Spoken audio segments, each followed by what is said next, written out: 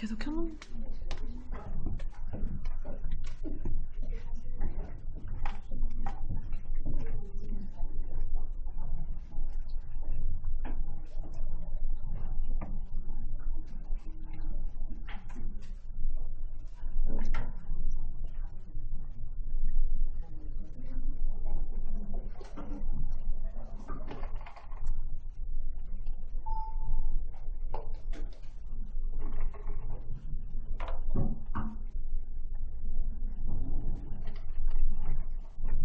네, 안녕하세요. 안녕하세요. 네, 저는 이번 KR IGF 튜토리얼 3 공공능력 블록체인의 활용에 대해 강연을 하게 될 발표자 이진욱이라고 하고요. 저는 개인적으로 NGO 단체에서 활동을 같이 하고 금융업 쪽으로 계속 연구를 같이 하면서 블록체인 기술에 대해 관심을 많이 가져왔습니다. 그러다가 이렇게 좋은 기회를 얻게 돼서 이렇게 큰 자리에 이런 자리는 크게 처음으로 발표를 맡게 되었는데요. 그러면 이거 1시간 동안 잘 부탁드리겠습니다. 네, 아까 강연을 잠깐 들었었는데요. 보니까 이 블록체인 그리고 가상화폐가 처음에 나오게 된 계기, 이걸 인터넷 시대에서부터 잘 설명을 해주셨던 것 같아요. 이 강연에서는 좀처럼 이 공공 영역에 대해서는 블록체인 얘기를 거의 하는 걸 제가 못 봤습니다. 그래서 이 강연 시간에는 이 블록체인 기술이 예를 들면 빈곤층들이 재산권을 어떻게 해외 원도를 잘 할 수 있을까, 또는 전자투표, 민주주의 전자투표 같은 것들에 어떻게 적용이 될 수 있는지 여러 공공 영역의 사례에서 이 블록체인의 가능성을 볼 수 있도록 하겠습니다. 네, 먼저 보시면 블록체인을 아까 얘기를 한 걸로 따르면 블록체인 또는 암호화폐 같은 것들은 중개기관이나 또는 국가, 정부가 개입하지 않는 되게 분산화된 민주주의 메커니즘을 가지고 있다고 할 수 있는데, 그럼에도 불구하고 전 세계의 기관들이 공공 영역에서도 블록체인 실험을 활발하게 적용하고 있다는 것을 이 지도상으로도 볼 수 있습니다. 이 연두색 표시가 된 것들이 보시면 미국이나 캐나다, 중국, 한국, 싱가포르, 호주, 케냐 등등에서 아까 말씀드린 헬스케어, 투표 또는 자산을 등록을 해서 빈곤층들에게 그런 사회 보장, 최소한의 사회 보장을 할 수 있게끔 하는 시스템들을 모두 적용을 하고 있는데요. 이런 블록체인이 공공 영역에서도 활발히 적용이 되고 있고, 우리가 아시다시피 여러 스타트업이 전 세계적으로도 대부분의 핀테크 업체들이 대부분이 블록체인 기술을 활용해서 지금 성장이 되고 산업되고 있는 실정입니다. 그럼에도 불구하고 이 블록체인이라는 기술은 예전부터 나왔는데 2008년 비트코인이 나오면서 가장 주목을 많이 받았죠. 그럼에도 불구하고 이 블록체인이라는 것은 프로그래머에 따라서 그리고 프로그래밍에 따라서 정말 여러 수십 가지, 수천 가지, 지금 암호화폐가 1000가지 이상이 되는 것처럼 수천 가지 블록체인의 형태를 띌 수 있습니다. 그렇기 때문에 여기 국제표준화 기구라고 하는데 ISO나 W3C 등과 같이 이러한 새로운 기술이 나왔을 때 표준을 정하고 좀 더 고객 사용자들이 편리하게 쓸 수 있게끔 표준을 제정해 주는 것이 이들 기구인데, 이들 기구도 2년 전부터 블록체인 관련 전문위원회를 설립해서 지금 그 기술 표준에 있어서 논의를 계속 진행 중인 것으로 확인이 되고 있습니다. 네, 이뿐만 아니라 유럽 22개국에서도 어떻게 보면 EU죠. 그 안에서 22개국이 이 블록체인 파트너십을 새로 발족하자 전문위원회랑 같은 건데, 이런 블록체인 파트너십을 결성을 해서 우리가 EU에서 얘기를 하는 디지털 단위 시장을 블록체인 기술로 잘 더 앞장설 수 있도록 해보자 라고 하고 있습니다. 요거는 잘 못 보셨을 텐데요. 우리나라 정부도 올해 2018년도부터 블록체인 기술에 적극적으로 재정 지원을 하겠다는 얘기를 했었습니다. 총 올해는 142억 정도 지원을 하겠다고 얘기를 했는데 이후에도 계속 추가적으로 재정 지원을 강화하는 할 것으로 전망이 되고 있습니다. 여기서 한 가지 확인하셔야 될 거는 이 우리나라 정부가 투자를 하는 것은 그냥 블록체인이 아니라 이 프라이빗 또는 폐쇄형이라고 부르는 블록체인에 투자를 하겠다는 얘기를 한 것인데요. 아까 말씀드린 것처럼 그전 강연에서는 이 블록체인 자체가 중개기관 또는 어떠한 외부의 중앙기관이 없도록 하는 플랫폼이 바로 블록체인이라고 얘기를 했었습니다. 그럼에도 불구하고 우리 지금 공공영역, 사회보장 서비스를 하거나 전자투표를 해야 되는 그런 약간 금융 서비스가 진행이 되는 플랫폼 내에서는 어떠한 감독기관이 존재해야만 그 사업이 영위가 될 수 있을 텐데요. 그렇기 때문에 우리나라 정부도 이 공공 영역에서는 그냥 우리가 생각하는 퍼블릭 블록체인이라고 하죠. 비트코인이나 이더리움에 속하는 블록체인을 도입하기보다 이러한 정부가 그때마다 관여할 수 있고 감독할 수 있고 소비자들이 프라이버시가 침해당했을 때 보호할 수 있는 이 프라이빗 블록체인의 개발을 적용하고자 하고 있습니다. 네, 다음으로는 에스토니아가 있는데요. 제가 지금 에스토니아를 얘기를 하는 이유가 뭐냐면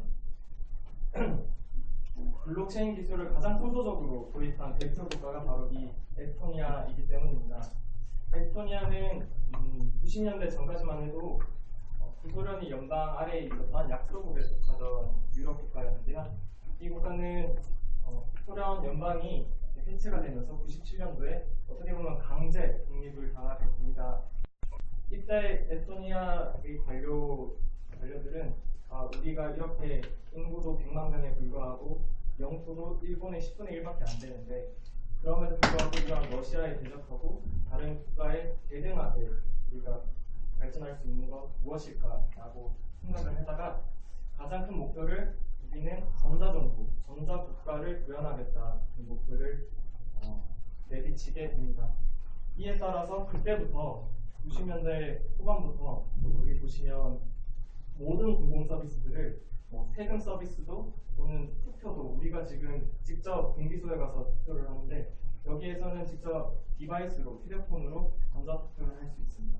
또는 헬스케어나 다른 공공 서비스들도 내가 한 번만 공공 부처에 내가 나임을 신원 증명을 하게 되면 다른 서비스를 할 때에도 중복으로 선중으로 증명을 안 해도 모두를 원활하게 활용할 수 있도록 시스템을 만든 것이 바로 에스토니아가 되겠습니다.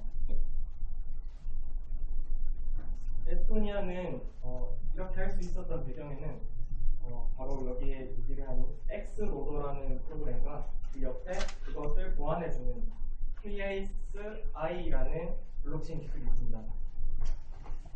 에스토니아의 데이터베이스를 보게 되면 에스토니아도 우리나라처럼 각 부처별로 데이터베이스가 있고 흔히 말하는 인트라넷망, 내부망이겠죠. 근데 이들이 같이 내부망에 정보가 저장이 되기 때문에 제가 단적으로 지금 은행에 가서 또는 부동산을 살려고 할 때 제가 필요한 서류들이 어떤 데는 은행에 있고 어떤 거는 주민 동사무소에 가서 등기 등본이나 아니면 전입 신고서 등을 따로따로 뽑아서 은행한테 증명을 해야 되는 번거로움이 있습니다. 에스토니아도 마찬가지 그런 시스템이었는데 이 엑스로더라는 연계시키는 시스템이 있습니다. 이거는 각자 내부망으로 되어 있던 데이터베이스를 한데 모아줘서 그때그때마다 필요할 때마다 공유를 시켜주는 프로그램 소프트웨어라고 보시면 되고요. 이렇게 엑스로더로 이 에스토니아의 모든 공공 서비스를 통합을 하고 나니까 이 통합이 된 게 나중에 뒤에 인도 얘기를 하겠지만 그만큼 이 정보가 되게 많이 담겨있고 중요한 정보이기 때문에 해커 집단이나 또는 다른 절대 강들에게 해킹의 위험이 항상 도사리게 되었습니다. 그래서 에스토니아는 이것을 보안성을 강화하기 위해서 들여온 것이 바로 블록체인 기술이라고 하겠습니다. KSI라는 기술인데요. 저희가 흔히 생각하는 블록체인 기술이랑 조금 상이한 면이 있긴 하지만 결과적으로 봤을 때는 분산 정보, 분산 내역들을 서로 KSI라는 기술 안에서 서로 검증을 하면서 실시간으로 국가 단위 데이터베이스를 검증할 수 있고 해킹을 방지할 수 있다는 에스토니아를 제가 가장 처음으로 얘기를 하고 싶었습니다. 네, 그래서 저희 강연은 다음과 같이 진행을 할 예정인데요. 먼저 첫 번째로 블록체인은 왜 혁신적인가, 그 블록체인 기술의 특징을 얘기를 했는데 보니까 앞 시간에 얘기를 거의 많이 한 것 같더라고요. 그래서 간단히 넘어가고 2번에서 6번까지 이 공공 영역을 크게 나눴을 때 저는 일단은 5가지로 나눠서 설명을 하게 되었습니다. 그래서 블록체인이 적용되는 사례별로 얘기를 말씀드리도록 하겠습니다. 네, 제가 블록체인 기술에 대해서 많이 찾아보고 어떤 식으로 말씀드려야 될까 하다가 영상을 하나 보는 게 제일 좋을 것 같더라고요. 그래서 이거 3, 4분짜리 영상 하나 보고 시작하도록 하겠습니다. 새로운 관심과 시선을 가져 아무것도 가까워하고 있는 그리고 지역 기술권을 탄생시킨 기술 블록체인. 2016년 다보스 포럼에서는 4차 산업혁명을 이끌 기술로 블록체인을 사용했습니다. 대체 어떤 기술이길래 이렇게 큰 기술을 모으는 걸까요?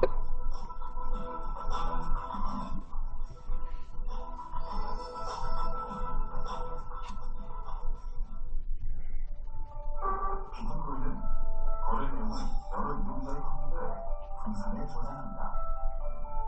그리고 하나의 정해진 기관, 즉 중앙은행 없이 10분마다 한 번씩 거래 내용을 기입하죠. 블록체인은 바로 이때 사용되는 기술입니다. 쉽게 말해 블록체인도 웹처럼 인터넷으로 연결되지만 굳이 알려준다면 인터넷은 정보의 바다고 블록체인은 가치의 바다라는 점입니다.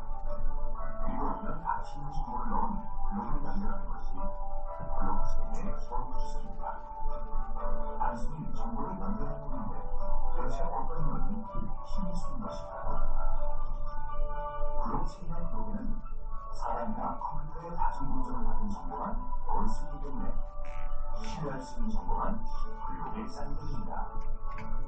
이것이 바로 블록체인이 가지고 있는 혁신적인 가치입니다. 지금까지 금융거래는 중앙은행 같은 중앙기관이 있기 때문에 거래 내역을 정확하게 기록하고 제3자인 우리와 같은 기관이 이를 안전하게 보관하고 인증합니다.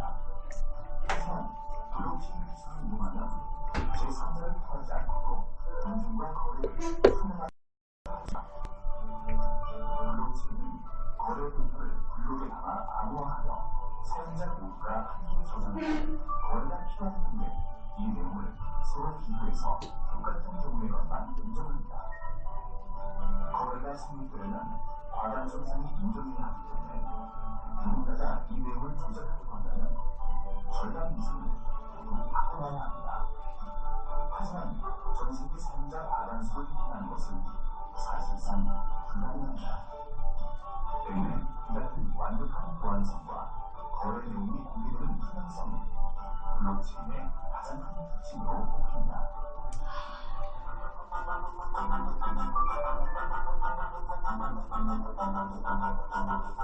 금융 거래를 할 때 우리는 은행이나 증권사를 찾아가서 돈을 보내거나 받아야 합니다. 은행이나 증권사 같은 신뢰할 수 있는 기관이 필요한 부분이죠. 그러나 블록체인 시스템은 모두가 인증하는 시스템이므로 제3의 기관이 필요가 없습니다. 때문에 시스템을 유지하는 기능이 크게 줄어듭니다. 부동산 거래를 할 때도 공인중개사, 은행, 대출, 보증인 등이 필요 없습니다. 바로 인증되는 시스템에서는 직접 거래가 가능하게 됩니다. 투표는 어떨까요? 투표하자마자 모든 것이 인증되어 결과가 바로 나옵니다. 투표 관리자도 필요 없고 투표 용지를 쓸 필요가 없습니다. 이 때문에 투표 문화도 바뀝니다. 투표에 참여하는 개인은 아무 피를 받은 후에 인터넷으로 확장하면 끝입니다.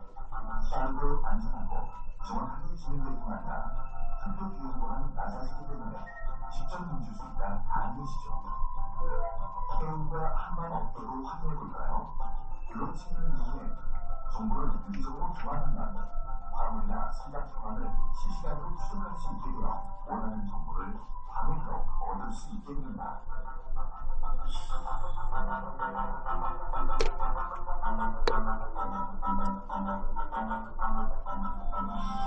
소변이다, 소진이다, 뭘 임하는 시대, 제조, 물류, 에너지에 사물 인터넷을 접목시켜 스스로 보안과 구성을 통제하는 4차 산업혁명.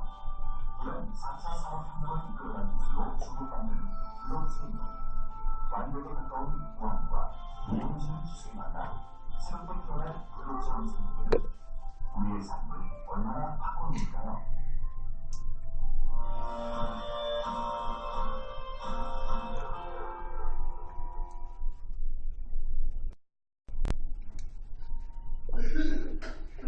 네, 블록체인 되게 잘 정리가 되어 있어서 요거를 한번 보고 넘어가고요. 일단 블록체인 기술 특성에 대해서 얘기를 하기 전에 요거를 한번 물어보고 싶어요. 혹시 이게 뭘 뜻하는지 아시는 분이 있을까요? 혹시 이 홈페이지를 한번 들어가 보시는 분 있나요? 저희가 암호화폐, 가상화폐, 블록체인 얘기를 하면서 항상 얘기를 하는 것이 지금 예를 들면 비트코인이 2008년도부터 나오게 됐는데 2009년도부터 나오게 됐는데 이때부터 블럭이 쌓여서 모두가 볼 수 있다. 그 블록 안에 있는 거래 내역은 모두가 공유를 하면서 누가 누구한테 거래했는지 알 수 있다 얘기를 하지만 실질적으로 제가 봤을 때는 이거를 확인해 본 사람이 많이 없었다고 생각을 합니다. 이 홈페이지를 들어가면 지금 2009년도에서부터 여태까지 쌓여왔던 블록들이 내역들을 확인할 수 있습니다. 45만 8,160번째 생성된 블록이 가지고 있는 그 안에 거래 내역들은 총 2,000여 개가 되고 그만큼 거기에서 2,000여 개 이상이 되는 거래 내역에서 누가 누구한테 돈을 송금했고 받았는지를 다 확인을 할 수 있습니다. 물론 개인 신상이 아니라 그 비트코인이라는 지갑과 주소 간의 거래 내역들이 다 이렇게 남아서 있는 것입니다. 모두가 이걸 볼 수가 있는. 그리고 비트코인을 그럼 보시면 여기 가장 오른쪽에 왼쪽에 있는 이게 뭔지 아시나요? 비트코인을 만든 개발자가 최초 블록을 만들 때나 그 최초 창세기 블록이라고 하는데 그 블록에 자신의 메시지를 담았습니다. 여기 보시면 빨간 줄에 On brink of second bailout 라고 있는데 미국의 구제금융 구제책의 2008년에서 2009년 사이를 약간 비판하듯이 블록에 이런 메시지를 넣게 되었습니다. 그리고 그 이후에도 그런 모든 블록들이 쌓이고 비트코인 거래들이 쌓이면서 그 비트코인을 실제로 거래를 하는 당사자들은 그 비트코인을 거래를 할 때 각자 자신이 원하는 메시지를 남길 수 있습니다. 그런 기능도 있는데 어떤 누구는 뭐 피터 뭐 사랑해 뭐 이런 사랑의 메시지를 아니면 시리아에서 지금 흔들리고 있으니까 저를 구해주세요라는 희망의 메시지를 주기도 합니다. 저는 이거를 지금 먼저 보여드린 이유는 제가 처음에 비트코인이나 블록체인 얘기를 하고 배웠을 때는 저는 그냥 딱 작은 거래 그리고 돈과 돈 간의 거래로만 생각을 했습니다. 근데 이런 비트코인에서조차 내가 원하는 메시지를 선택할 수 있고 또는 이렇게 내가 어떤 것들을 확인할 수 있는 이러한 투명한 플랫폼이 어디 있을까라는 것을 이 화면을 통해서 제가 알게 됐습니다. 그리고 요거를 더 확장하여 이제 정부 또는 그런 공공기관에서 어떻게 이러한 특성을 이용해서 블록체인을 좀 더 혁신적으로 이 세상을 바꾸는 데 쓸 수 있을까를 얘기를 하고자 합니다. 블록체인은 영상처럼 단적으로 말씀드리면 분산 원장, 그러니까 그전까지는 당사자들끼리 가지고 있던 장부들이 이제는 거기 네트워크에 있는 모든 참가자들이 장부를 다 가질 수 있으면서 부패, 위조를 방지하고 좀 더 투명한 시스템을 만든다는 게 바로 이 블록체인이 되겠습니다. 많은 저서에서는 이 블록체인을 트러스트 머신이라고 부르는 이유죠. 그래서 블록체인의 기반 거래 과정은 영상에서 본 걸로 대신하고 넘어가도록 하겠습니다.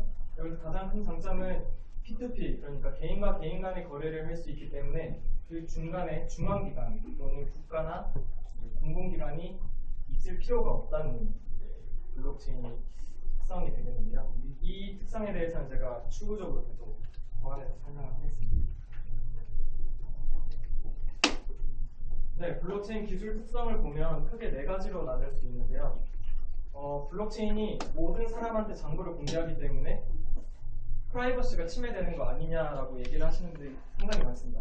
그럼에도 불구하고 블록체인의 기술 안을 들여다보면 암호화 해시 기술이라든가 아니면 공개키 기반 암호화 기술이 있기 때문에 그 네트워크에 참여하는 사람들이 자기가 자신의 정보를 보호하고 그때그때마다 필요할 때마다 정보를 공개하는 그런 기술이 구현이 되어 있습니다.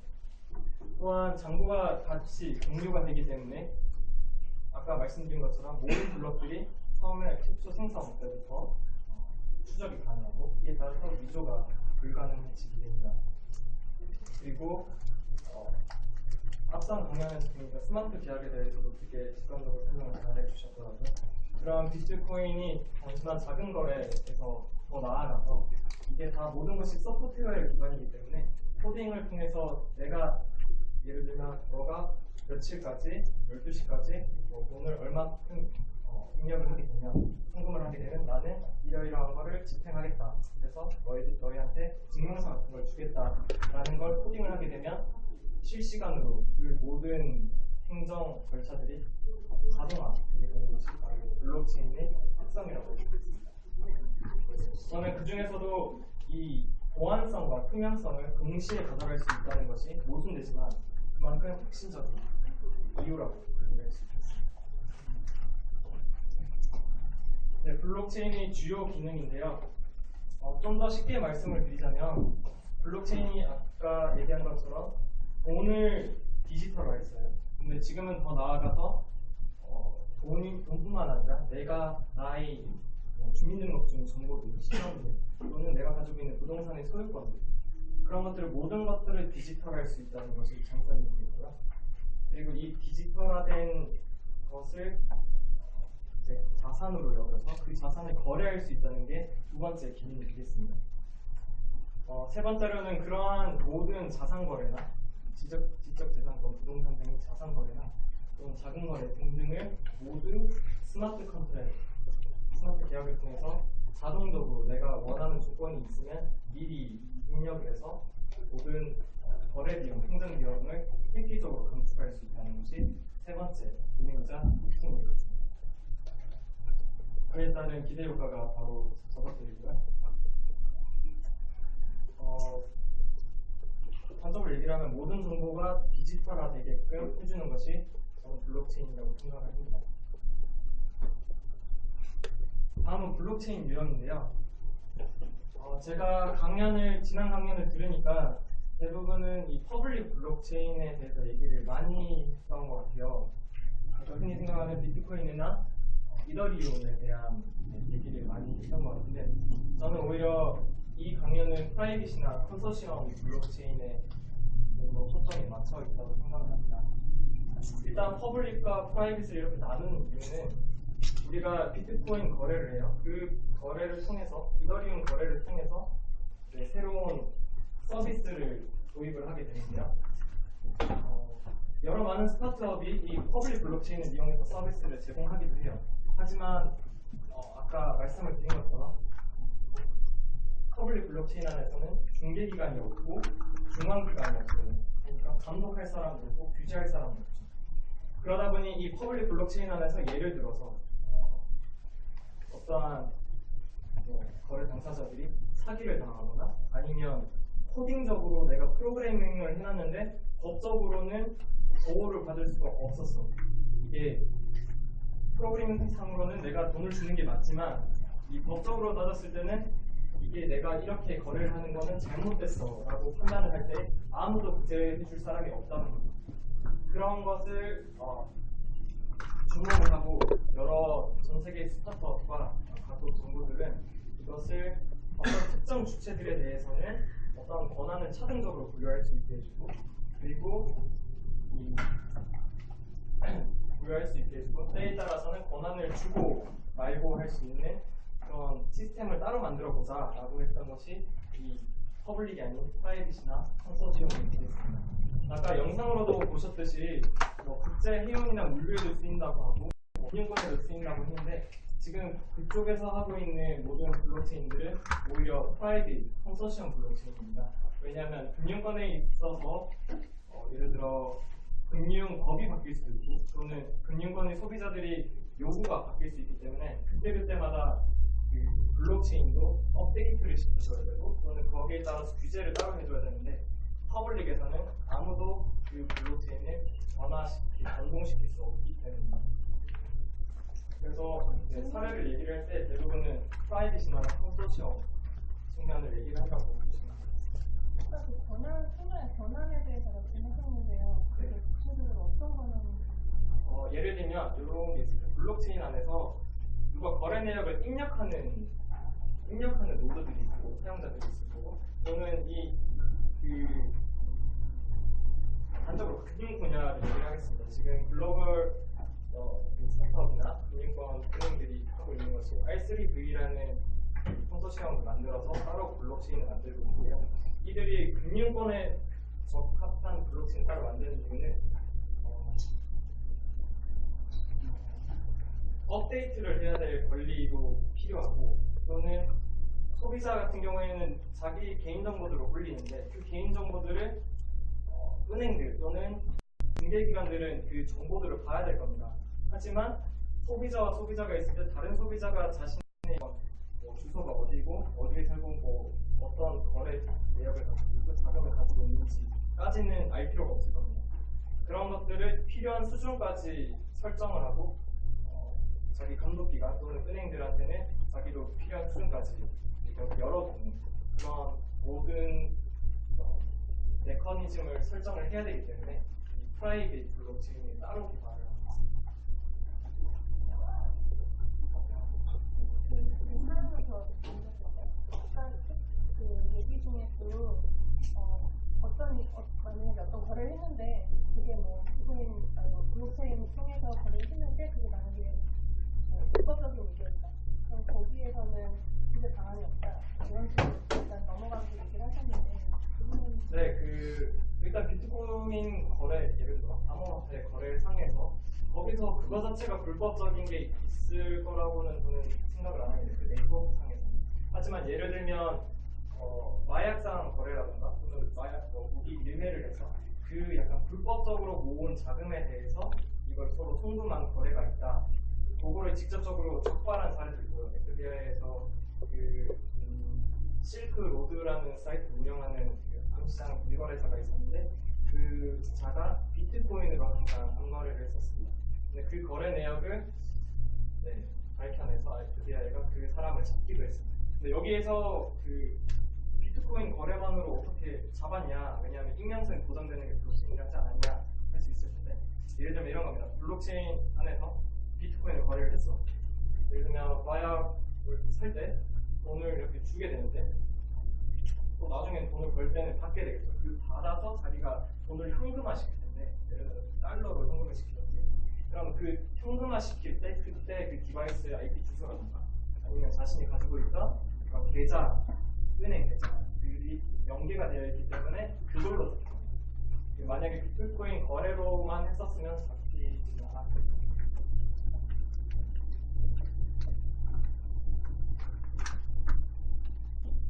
그래서 이런 소비자의 정보 보호 등등의 것들 때문에 많은 각국 정부나 스타트업들은 이 프라이빗으로 블록체인을 개발하기로 합니다. 그래서 지금 이 표를 보시면 공공 영역에서 흔히 쓸 수 있는 블록체인 모형인 거라고 생각을 해서 지금 가져왔는데요. 맨 위에 퍼블릭 에이전시, 그러니까 공공기관이 있으면 자신들이 필요할 때마다 그 밑에 있는 국민들에게 너가 뭐 은행 계좌를 연다고 했으니까 너가 누군지 설명해줘. 너의 신원 증명서를 나한테 줄래? 그러면 이 시민들이 자신의 암호키를 가지고 너만 열 수 있게 해줄 테니까 이 신원 증명서 가져가. 그러면 공공기관이 그걸 알아보고 확인하고 증명이 됐으면 모든 서비스들을 제공하는 플랫폼이 공공 영역에서 일하는 블록체인 플랫폼이 되겠습니다. 일반적인 모형이랑 똑같습니다. 그래서 블록체인이 이러한 보안성과 투명성을 함께 가지고 있는데 금융 서비스나 국제 해운, 물류 또는 지적 재산권을 단적으로 유튜브 영상에도 지적 재산권이 있다고 한다면 이것을 권리를 이식하고 이것을 거래를 할 수 있게 하는 것이 바로 블록체인이 되겠습니다. 그리고 저는 그 중에서도 공공 서비스 부문에 맞춰서 사례들을 잡도록 하겠습니다. 먼저 공공 영역의 첫 번째 영역이 되겠는데 신원 정보 권리입니다. 신원 정보 권리입니다. 제가 공공 영역에서 가장 중요한 게 이 신원 정보 권리라고 생각을 했는데 그 이유는 어떠한 국가가 또는 공공기관이 국민들에게 서비스를 하기 위해서는 그 국민이 있다는 것을 알아야 됩니다. 그 국민의 신상을 알아야지 또 사회보장 서비스를 제공할 수 있겠죠. 그렇기 때문에 이 영역을 먼저 살펴보도록 하겠는데요. 앞서 말씀드린 것처럼 제가 부동산을 사려고 할 때도 정말 여러 기관들에 다 갔다 와야 돼요. 등기등본을 때로 등성소를 간다던가 은행을 또 여러 군데 또 간다거나 그런 것들을 다 해야 되는데 그것이 이 왼쪽에 나와 있는 지금 기존에 있는 중앙기관 시스템 나를 증명할 때도 필요한 신원증명 시스템이 여러 중개기관을 거쳐야 된다는 걸 보여주고 있습니다. 하지만 모든 기관들이 단적으로 한 데이터베이스를 쓰고 있다, 한 플랫폼을 쓰고 있다고 하면 내가 직접 모든 기관들을 찾아갈 필요가 없는 것이죠. 가장 대표적인 사례 몇 가지를 말씀을 드리겠는데요. 아랍 국가 중에 하나인 두바이 정부는 영국 스타트업의 오브젝트테크라는 스타트업과 계약을 체결합니다. 이 계약은 바이오 인식, 그러니까 자기 생체 인식 기술과 블록체인 기술을 접목해서 만약에 두바이 공항에 도착한 고객들이, 승객들이 우리가 맨날 출국 심사를 받거나 귀국 심사를 받을 때 되게 오래 걸리는데 이 블록체인 기술을 활용하면 승객들은 거기서 비행기에서 내리자마자 그냥 바로 공항을 나가면 돼요. 자동으로 모든 프로그램이 자동화가 되어 있기 때문에 자신의 신원은 이 디바이스를 통해서 자동으로 인증이 되고 심사를 할 필요가 없게 됩니다. 두바이 정부는 이를 2020년도까지 테스트를 해서 직접 실행할 예정이라고 합니다. 두 번째로는 핀란드의 한 스타트업이 되겠는데요. 모니카드라는 것이 있습니다.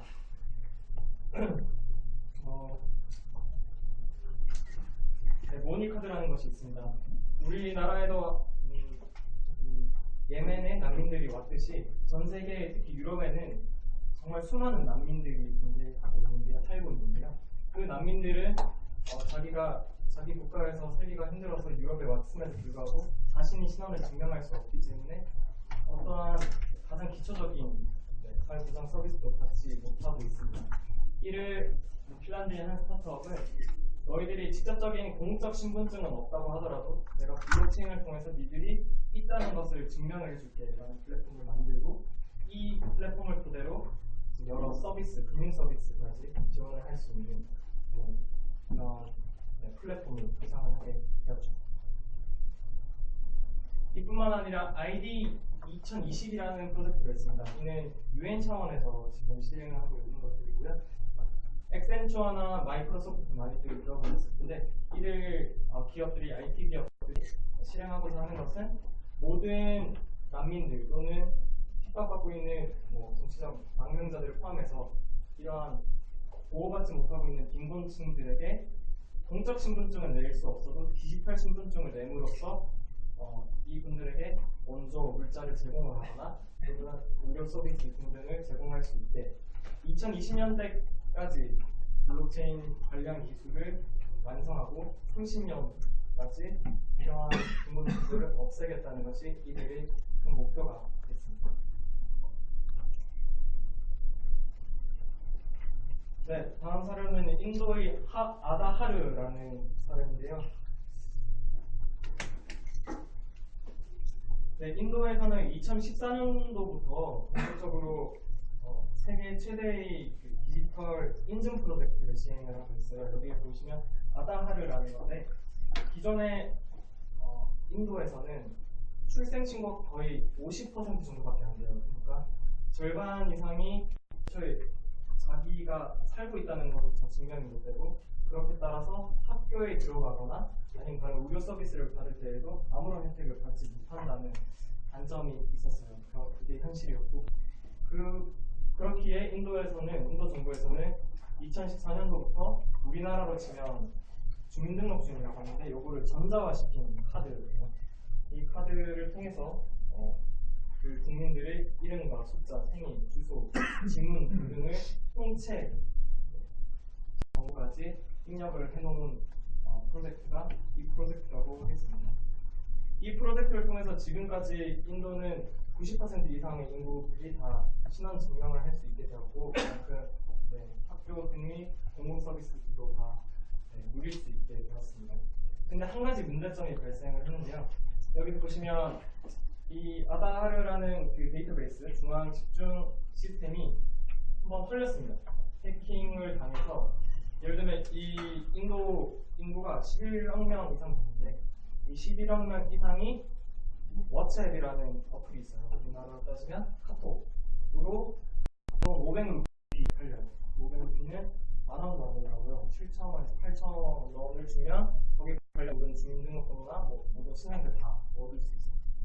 그렇게 한번 곤욕을 당하고 인도 정부에서 얘기를 했던 거는 아다하르 2.0 버전을 만들자라고 해서 블록체인 기술을 도입하자는 얘기가 나왔습니다. 지금 진행 중에 있고요.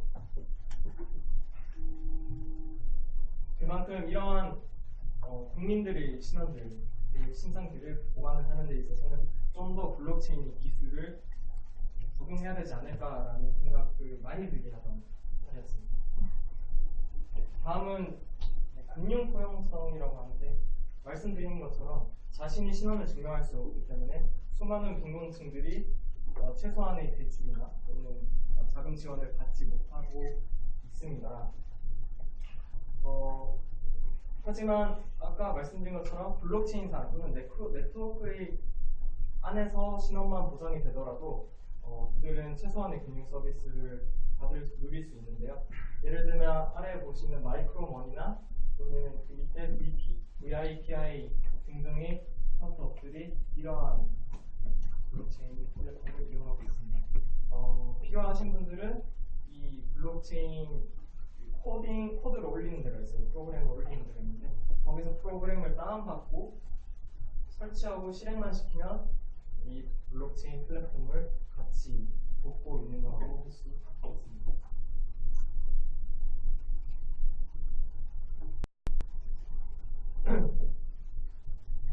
네, 이렇듯 블록체인은 그 국민들의 신상들을 다 저장도 할 수 있고 기록을 할 수 있게 되는데 여기서 맹점이 하나 있었습니다. 블록체인은 말씀드린 것처럼 그 블록이 쌓이게 되면 절대 지울 수가 없죠. 불변하기 때문인데 그렇다면 지금 올해부터 유럽 국가에서 GDPR이라는 정보보호법을 시행하고 있어요. 여기에서 가장 강조가 되고 있는 것 중에 하나가 잊혀질 권리인데 내가 예를 들어서 어떤 정보를 줬었으면 이 정보를 내가 원할 때는 내 정보이기 때문에 지울 수 있어야 된다는 권리가 바로 이 GDPR이라고 하겠습니다. 그러면 이 블록체인을 도입을 할 때 이 GDPR에 위반되지 않을까라고 생각하실 수 있는데 실상은 그렇지가 않습니다. 예를 들면 비트코인이나 이더리움 블록체인에서도 저희 신상 정보를 입력하는 한이 따지고 보면 없습니다. 비트코인 주소만 없고, 또 때에 따라서는 공공 서비스를 위한 블록체인을 사용한다고 할 때에도 앞서 말씀드린 것처럼 그 암호화 기술이 따로 기반이 되어 있기 때문에 이 프라이빗 블록체인 플랫폼 안에서는 자기가 그때그때마다 필요할 때마다 정보를 주고 뺄 수 있습니다. 그리고 그 감독 기간 외에는 절대 그것을 열람할 수 없게끔 프로그래밍을 하고 그 플랫폼을 개발하면 되기 때문에 이런 문제도 충분히 기술을 계속 지속적으로 개발하면서 해결할 수 있는 문제라고 생각합니다. 두 번째는 전자투표 관련인데요. 먼저 보겠습니다. 네, 전 세계적으로 지금 전자투표를 블록체인으로 하고 있는 국가들이 아부다비나 호주, 덴마크, 에스토니아 등등 되게 많습니다. 그 중에서 하나를 두 가지 얘기를 하겠는데, 호주에서는 중립투표 블록이라는 공공기관을 따로 만들었습니다. 이 별도 기관을 만들어서 이 기관이 이 블록체인 플랫폼, 투표 플랫폼을 개발을 하고 진행을 하는데요. 이에 따라서 호주 국민들은 우리나라처럼 어떠한 정부 현안, 정책 현안들이 나왔을 때 그때그때마다 국민들이 그 현안에 대해서 찬성 또는 반대 또는 자기들이 코멘트를 남길 수가 있습니다. 이 코멘트를 남김으로써 이제 각 호주에 있는 정당들은 이 정책 입안하는 데 있어서 많은 도움을 받고 있다고 합니다. 다음으로는 스페인의 포데모스인데요.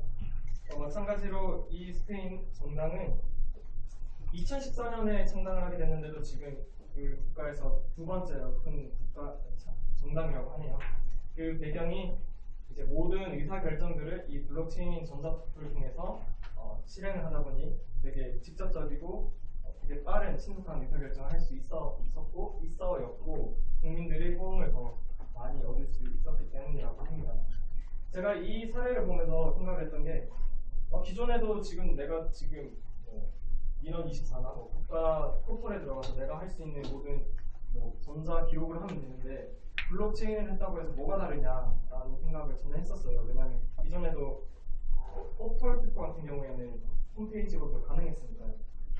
그럼에도 제가 깨달은 것은 이런 네이버나 다른 포털 사이트에서 투표를 한다고 했을 때 그 포털 사이트의 데이터베이스가 털리게 되면 내가 투표를 했더라도 내가 투표를 안 한 것으로 표시가 되어 있습니다. 그렇기 때문에 그걸 믿을 수 없기 때문에 제가 생각하는 건 우리도 대부분의 사람들이 등기소에 직접 가서 투표를 하는 것이라고 생각을 하고요. 하지만 이 블록체인 기반을 한 투표 시스템에서는 내가 했던 걸 무효화시키기 위해서는 예를 들어 3천만 명이 오늘 투표를 하게 되는데 그 3,999라는 사람들이 디바이스에 있는 데이터를 다 바꿔야지 절반만 바꾸는 거잖아요. 다 바꿔야지 조작이 가능하다는 거죠. 그렇기 때문에 따로 준비된 기간이 없이 투표가 가능하다는 것을 새삼 깨닫게 되었습니다. 이와 관련해서 가장 민주주의가 발달했다고 하는 미국에서도 공화당이나 공화당에서도 2년 전만 해도 수차례의 투표 조작 건수가 있었었고요.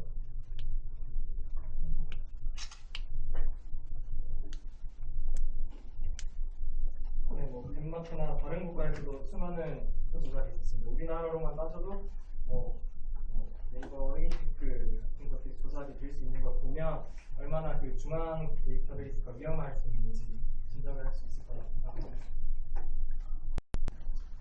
네, 세 번째로 자산의 등록인데요.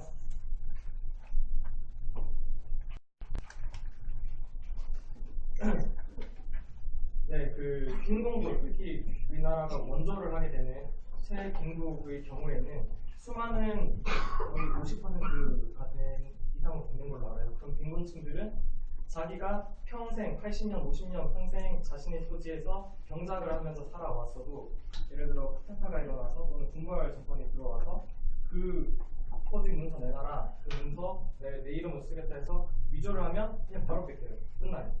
그게 온두라스에서도 똑같이 일어나게 됩니다. 온두라스는 중앙아메리카의 최빈국 중에 하나인데요. 2008년도에 미국이 금융위기를 겪고 이듬해에는 군부 쿠데타가 일어나서 그 군벌 또는 토착 세력들이 기존에 있던 농민들의 모든 토지 문서를 다 뺐습니다. 거의 대부분 것을 뺐고 자기 이름으로 쓰죠. 그렇게 자산을 이전을 시킵니다. 자기네들로. 이게 부패 위조라고 하겠는데, 이것을 온두라스 정부에서도 옳지 못하다고 보고 블록체인 플랫폼을 통해서 토지 대장을 관리하자는 프로젝트를 시행을 하게 됩니다. 온두라스는 여기 중앙아메리카 중간에 있는 이 국가를 뿐만 아니라 빈공국뿐만 아니라 선진국이라고 할 수 있는 스웨덴에서도 이 토지 대장 시스템을 블록체인을 통해서 관리를 하고 있는데요. 지금도 계속 실험 중에 있습니다. 이 잘 살고 있는 스웨덴에서는 왜 그러냐? 여기에서도 우리처럼 한 부동산을 살 때 여러 행정 서류들을 거쳐야 되고 자신을 증명하는 데 있어서 거래 비용이 많이 들었기 때문에 이 거래 비용을 아껴서 효율성을 극대화하자는 데 있었습니다. 스웨덴 정부는 이 프로젝트가 성공적으로 실행이 되게 되면 연간 1억 유로, 그러니까 1,500억 원에 달하는 재정 지출을 없앨 수 있다고, 분축할 수 있다고 발표했습니다. 네 번째로 세금, 납부와 관리인데요. 아까 말씀드린 것처럼 블록체인 또는 비트코인 등등이 작은 거래에 있어서 모든 추적을 가능하게 하기 때문에 이 세금에 있어서도 누가 세금을 털내고 자기가 벌어들인 소득 원천을 돈을 안 낸 상태로, 세금을 안 내는 상태로 이러한 조세를 회피할 수 있는 국가로 보내느냐, 이것을 다 추적할 수 있습니다. 제가 지금까지 찾은 거는 이 세금과 관련된 블록체인 사례는 못 찾았어요. 그래서 이러한 개념 위주로 설명을 하고 있고요. 이런 조세 회피처라고 하는데 작년 같은 경우에는 EU에서 총 17개국을 조세 회피처라고 둬서 이들 국가에서는 수많은 스타트업이나 수많은 글로벌 기업들이 이쪽에 본사를 설립하고 돈을 거의 안 내는 걸로 제가 확인을 했어요. 그 이유가 그 국가에서는 거기서 벌어들인 소득에 대해서는 돈을 안 내도 되기 때문이고 세금 부과를 안 하는 것이 자기들이 법이기 때문이죠. 그럼에도 불구하고 그 소득 원천을 자신이 국가로 들였을 때는 세금을 어느 정도 납부를 해야 되는데요. 이것을 블록체인 플랫폼을 넣게 되면 그 자금들이 실시간으로 어디 갔는지 확인을 할 수 있기 때문에 공공인력 분야에서도 굉장히 중요한 분야라고 생각합니다. 그 세금이 제가 전 세계적인 수치를 보니까 단체마다 다른데 조세를 회피를 해서 그 자금이 숨어져 있는 돈이 거의 지금 현재 전 세계에 돌고 있는 거래 자금의 30% 육박할 거라는 수치도 있더라고요. 그것을 좀 더 투명하게 해야 된다라고 해서 영국의 시민단체 조세성의 네트워크나 기타 등등의 기구에서도 OECD 재정위원회에서도 이런 투명성에 대해서 강조를 많이 했는데 그럼에도 성공하지 못했던 게 각 국가와의 이해관계가 있었기 때문에 이 조세 회피처 문제는 해결할 수가 없었습니다. 하지만 만약에 이것을 세금들을 국제기구 차원에서 블록체인 플랫폼을 개발하여 같이 운영을 하게 된다면 어느 정도 이 이해관계를 통제할 수 있지 않을까 생각합니다. 마지막으로 해외 공적 개발 원조인데요. 우리 국제기구들이 이것을 어떻게 활용하는지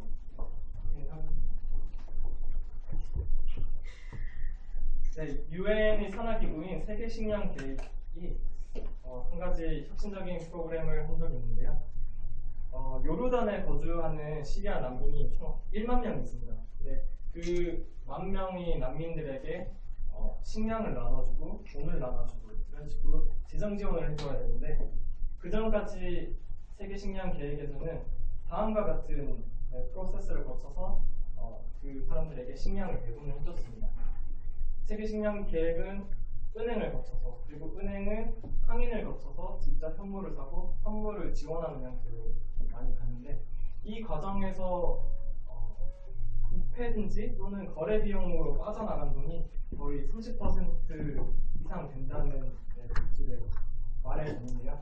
그만큼 이런 중개기관을 거치면서 실질적으로 도움을 받아야 되는 빈곤층이 많은들이 도움을 받지 못하고 있다는, 돈이 새고 있다는 것을 알 수 있습니다. 이에 세계 식량 계획은 하나의 혁신적인 플랫폼을 만들게 되는데, 따로 만드는 게 아니고요. 이더리움 화폐를 사용해서 이 식량 지원을 하게 됩니다. 난민들, 그러니까 식량이 필요한 난민들이 있을 텐데, 그 난민들의 신원 확보를 이 블록체인으로 증명을 하게 되고, 이 증명이 된 난민들에 대해서는 즉각적으로 돈을 주거나 현물을 주는 식으로 플랫폼을 구성을 했고, 이에 따라서 세계 식량 계획은 그전에는 은행의 보고서를 받고 상인들의 보고서를 받아서 내가 실질적으로 얼마 정도의 원도를 진행했고 몇 퍼센트 진행률이구나 감독할 수 있었지만, 이 플랫폼 안에서는 이 이더리움 플랫폼 안에서 실질적으로 난민 몇 명 중에 몇 명이 어느 정도 지원을 받았다는 것을 수치할 수 있게 되었고, 실질적으로 그 중간에 있던 은행이 없어서 그렇기 때문에 최소 5% 정도의 수수료를 절감할 수 있었다고 합니다. 3% 정도. 이 외에도 유엔에서는 정말 수많은 유엔의 산하기구들이 있는데, 이 산하의 WFP나 유니세프나 등등의 기구들이 다음과 같은 프로그램들을 다 하고 있어요. 시간상 이것은 생략을 하도록 하겠습니다. 이외에 기타 공공영역, 에너지 관련 영역들인데요. 유엔에서는 기후변화와 관련해서도 블록체인 플랫폼을 만들어서 이런 저희가 탄소 배출을 얼마 있느냐를 매번 따지는데, 전 세계적으로 따져요. 근데 누가 얼만큼 배출했다는 걸 저는 솔직히 이 협약을 할 때마다 이해가 전혀 안 됐어요. 어떤 식으로 확인을 할 거냐. 근데 그런 확인을 하는 절차를 블록체인이 하게 되면 더 정확하게 투명하게 확인을 할 수 있고 추적할 수 있다가 이 유엔에서 얘기를 하는 프로젝트가 되겠습니다. 네, 중국에서도 독자적으로 지금 IBM 등과 함께 블록체인 플랫폼을 만들어서, 여기에서는 이제 탄소 배출권을 얼마나 배출을 했느냐를 보는 게 아니라 이 배출권 거래를 할 때 기업과 기업 간이 거래를 할 수 있는 거래 플랫폼을 만들자는 게 이 정부의 목표가 되겠죠.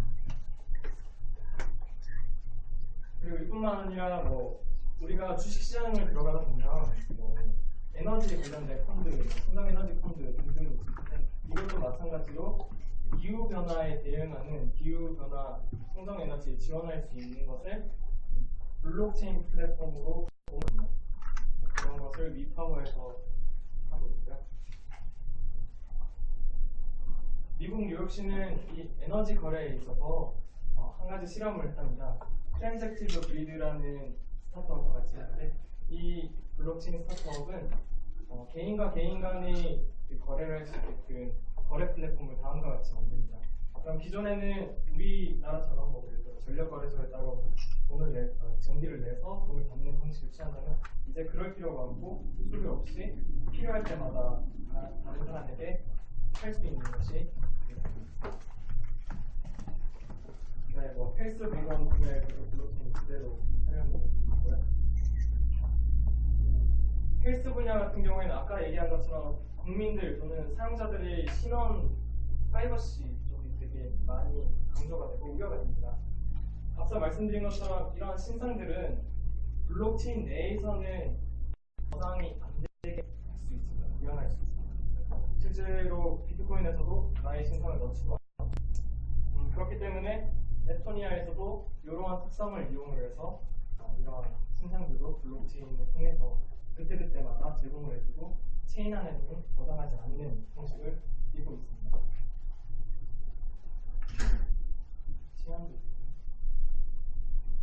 네, 저는 제가 이 강연을 처음에 시작을 하려고 할 때 부탁을 받은 게 공공 영역에 있어서 블록체인을 얘기를 하는 게 거의 없더라. 그런 사람들이 없더라. 그렇기 때문에 최대한 많은 사례와 좀 간단한 원리만을 얘기를 해줬으면 좋겠다고 해서 정말 최대한 사례 위주로 얘기를 하고자 했고요.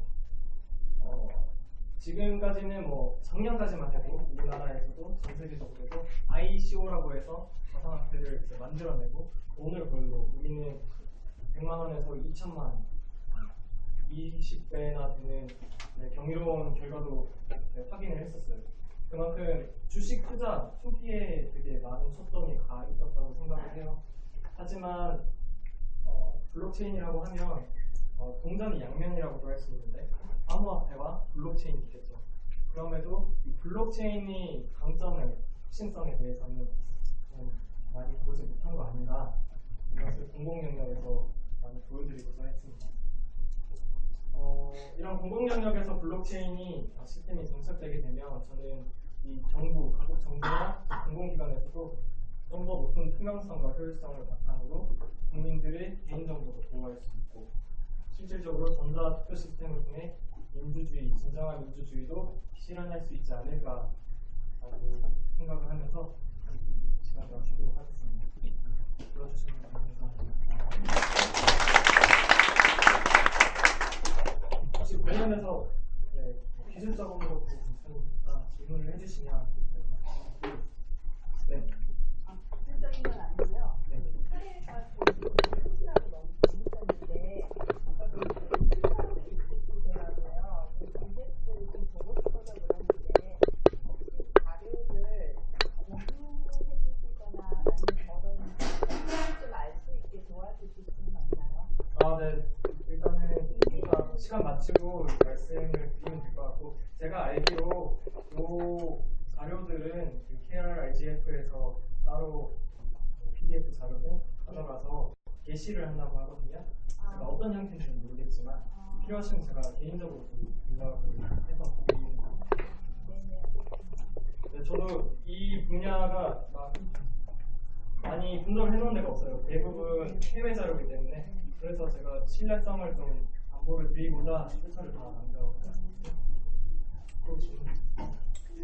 궁금한 게 아까 대출권만에서 얘기하셨는데 대출권만에서요. 대출권만에서 이렇게 있는 기준에서 어느 국가별로 어느 정도를 저감했는지 그리고 뭐 기업별로 어느 정도 저감했는지를 알 수 있게 할 거다라는 말씀을 하셨는데 그 지금 하는 탄소 대출권 같은 경우는 현재 기업에서 얼마만큼 저감했는지를 아는 게 중요한데 블록체인 같은 경우는 익명성인데 제가 알기로는 블록체인 같은 경우는 잘 모르겠지만 그런 부분은 어떻게 우리가 보고 있는지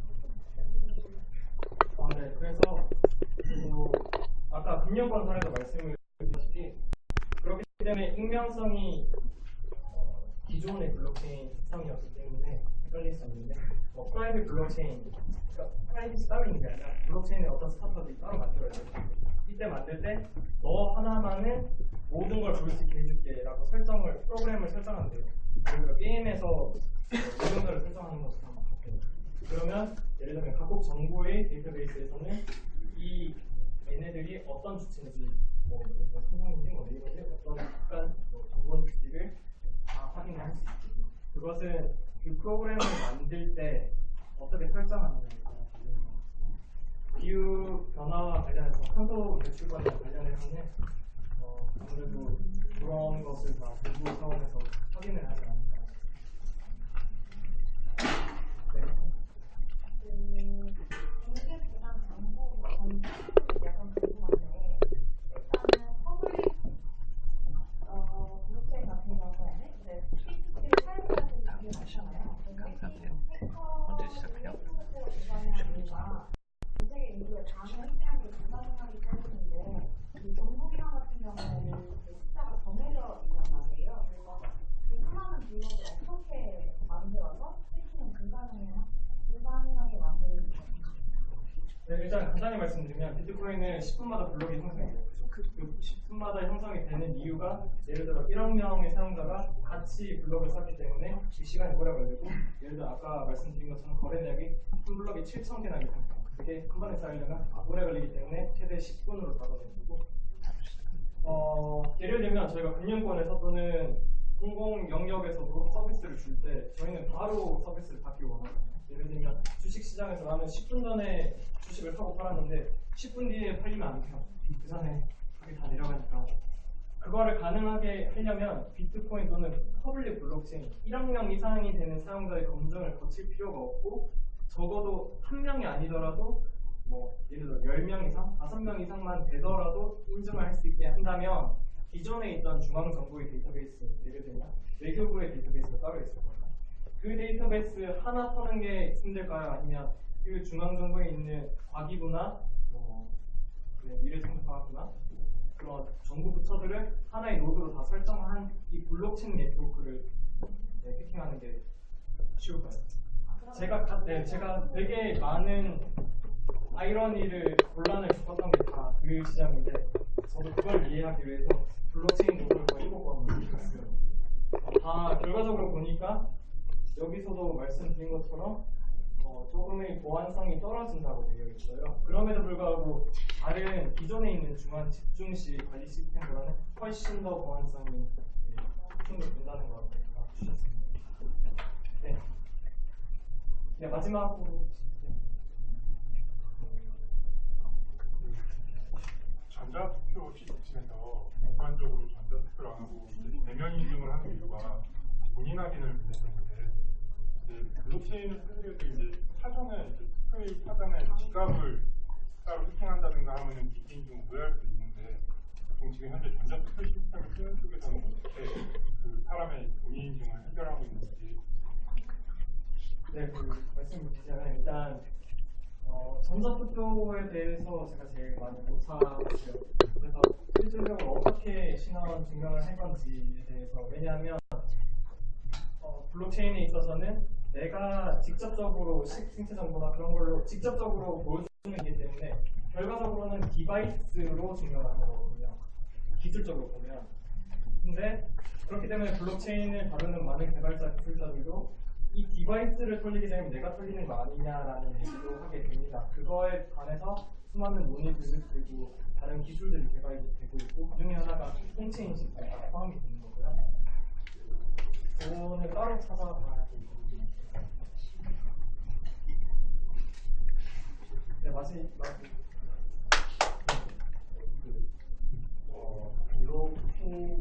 기술의 기존 시스템을 위협할 수 있지만 피하기 어려운 게 아무래도 좀 느린 트랜잭션에 속도된 시간이라고 하거든요. 그래서 블록체인 자체에서도 그에 대한 대비책으로 블록의 크기를 늘리든지 아니면 세구이시나 샤딩 이런 기술을 통해서 해결하려고 하지만 그 각각의 기술 자체 한계점이 사실 있더라고요. 제가 확인했을 때까지는. 그래서 뭐 물론 블록체인 자체도 기술이 발전하겠지만 기존의 중앙 처리 시스템 방식의 속도도 계속 높아질 거 아니에요. 예를 들어서 뭐 클라우드 컴퓨팅으로 이제 뭐 이렇게 데이터를 이제 뭐 물리적인 전자적으로 해서 뭐 어디서나 접근 가능하거나 아니면은 비딩 미들웨어를 개선해서 그걸 솔루션해서 그 처리도 높이. 그럼 이거를 따라잡기가 굉장히 어려울 것 같은데, 한국 같은 경우는 이미 잘 갖추어져 있잖아요. 근데 이걸 굳이 지금 블록체인 자체가 상당히 떠오르는 이슈는 거지만 그 처리 속도를 포기하고 안정성이 중요한 거고 그런 속도 포기하면서까지 그거를 대체를 하려고 할 것인지 사람들이 그런 생각을 갖고 하거든요. 네, 일단은 빠르게 말씀드릴게요. 크게 세 가지를 들어서 얘기를 할 수 있겠는데, 첫 번째로는 그 거래 처리 속도가 느리다라고 하는 것들을 제가 엄연히 계속 얘기를 했던 퍼블릭 블록체인을 보고요.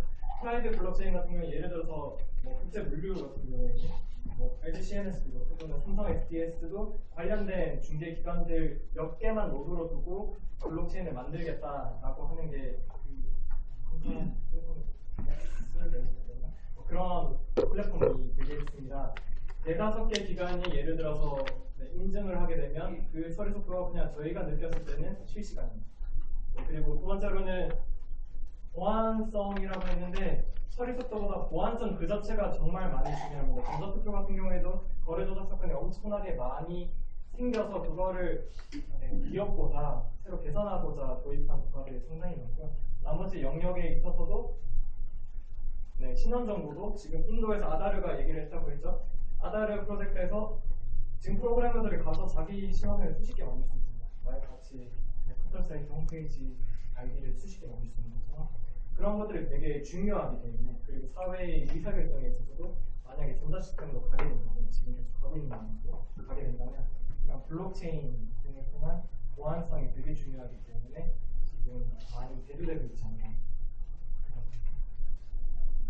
그 몇 개 기관들만 그 분산 정보를 가지게 되면 분산 정보는 그 각 기관들의 물리적 서버에다 보관을 하는 건가요? 결과적으로 좀 더 깊게 말씀을 드릴 수밖에 없는데, 그 예를 들어서 각 정부들의 데이터베이스가 있으면 그 데이터베이스가 서버 IP가 있을 것 같아요. 그러니까 가상 서버가 그 가상 서버 자체가 하나의 노드거든요. 예를 들면 지금 아까 보여드렸던 블록 거래 내역을 보여줬던 홈페이지도 하나의 홈페이지지만, 형태는 홈페이지지만 네트워크 상에서 하나의 노드입니다. 그거는 이제 자세히는 나중에 끝나고 말씀드리겠습니다.